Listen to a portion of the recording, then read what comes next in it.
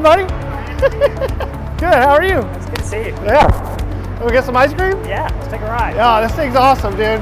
Yeah, we're ready.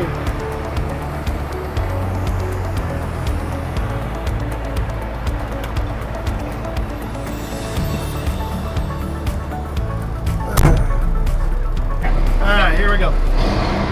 Maybe. Come on, baby.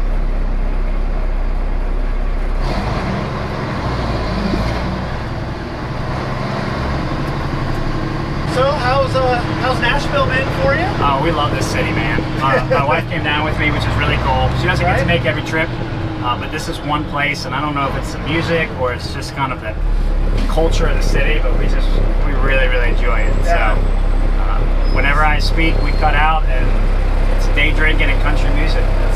She loves it. We absolutely love it. That's cool.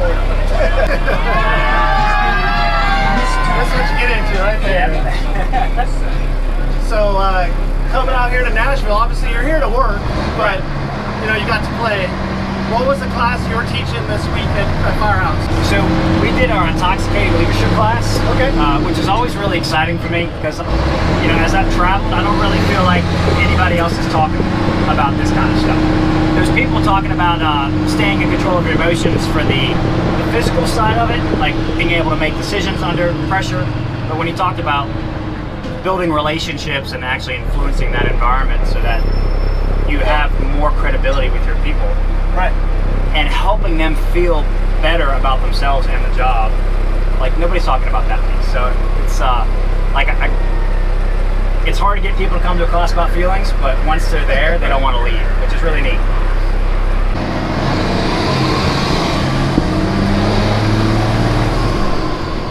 Chase this ambulance up through the path for me. That's right.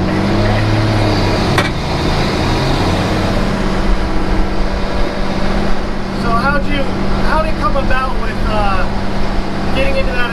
Why'd you call it intoxicated leadership? So when you look at what happens to the body under stress, right? So basically it's the classic fight or flight syndrome. Some of the side effects of that, besides the increased heart rate and the dry mouth, are auditory exclusion, where you can't hear things you would normally hear. And if you've ever ridden in the car with your wife and you're driving and you're thinking about stuff and all of a sudden she's like, "What do you think about that, honey?" And you're like, "Oh crap," like that's auditory exclusion. And then you get something called tunnel vision, where you're focused on whatever you think the threat is, and most people classically think that's like a gun, but really, if you and I are having a counseling meeting, it could be a piece of paper I sit across a desk. It could be the way I sit in a chair, or whether I sit between you and the door. Like, different people respond differently to that kind of like intimidation. So when you look at that, and then you take into consideration that your working memory, which is basically your ability to process thoughts in the moment and make connections, I call it the if this then that, like you can actually decide what's coming next, all that goes away. So what you get as a person, and this is true for the leader as much as it is for the follower, who doesn't remember the things they've said, will say things and do things they wouldn't normally do. And I was a bartender for 10 years and a bouncer before that, and I'm like, that's a drunk person. So what I tell people is, like, when you're experiencing high periods of emotion, whether it's a fire that you're going to that you don't want to screw up, or whether it's you've got a guy that's been giving you a hard time in the firehouse and it's time to have that talk, whether they become emotional or you do, like that's where leadership can really show up. Because I would no sooner ask you to chug a bottle of Jack Daniels and then be in charge of a fire than I would allow you to come in really upset at your wife and then coach me. It's the same thing. The body can't distinguish it. And what's really neat is the part of the brain that deals with emotions is also the same part of the brain that alcohol influences. So there's really just this full 360 tie-in.